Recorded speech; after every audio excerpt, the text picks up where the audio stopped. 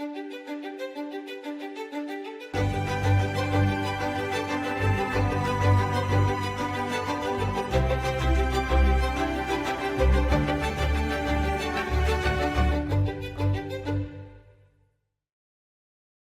the year he turned 26, the 1889 Paris Universal Exposition, which would attract 32 million people between May and November, filled Pierre de Coubertin with a vision for the power of global events.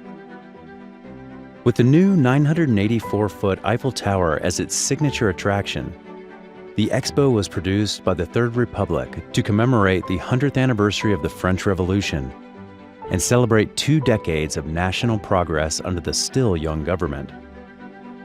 Pierre de Coubertin rallied in support of the Third Republic and organized his first public event as part of the Expo's programming. The grand opening on May 6th took the form of a state ceremony.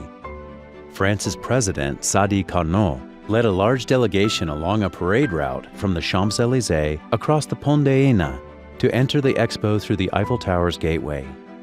Opposite the Eiffel sat the vast facade of the Gallery of Machines, enclosing 60,000 square meters under its steel and glass structure.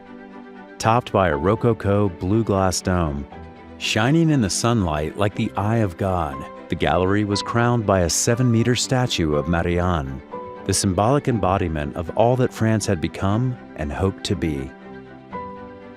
200,000 people participated in the opening that day, one of whom would carry its lessons forward. As the course of his career drove him toward producing a great sporting festival on the global stage, the images captured in Coubertin's memory that afternoon would find expression in the Olympic ceremonies he designed. The parade of dignitaries, the importance of flags, the interaction of architecture and ritual, defining speeches, and moments of patriotic pride, along with the awarding of medals that would follow, all found their way into the Olympic arena. As conferences unfolded in the weeks ahead, Coubertin attended Jules Simon's keynote address at the First Universal Peace Congress. The burgeoning European peace movement was in throes of expanding its influence, and all of its leading lights were engaged in the conference and allied closely with Jules Simon.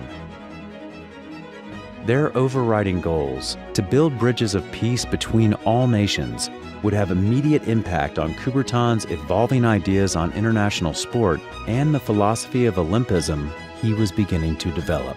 On a parallel track, Coubertin and Georges de Saint-Clair, head of the Union of French Running Clubs, produced a congress on physical education. 5 sport demonstrations were part of the congress, as well as Coubertin's summary of the findings of his international questionnaire on the status of sport in education, which drew responses from over 90 colleges and universities in the U.S. alone.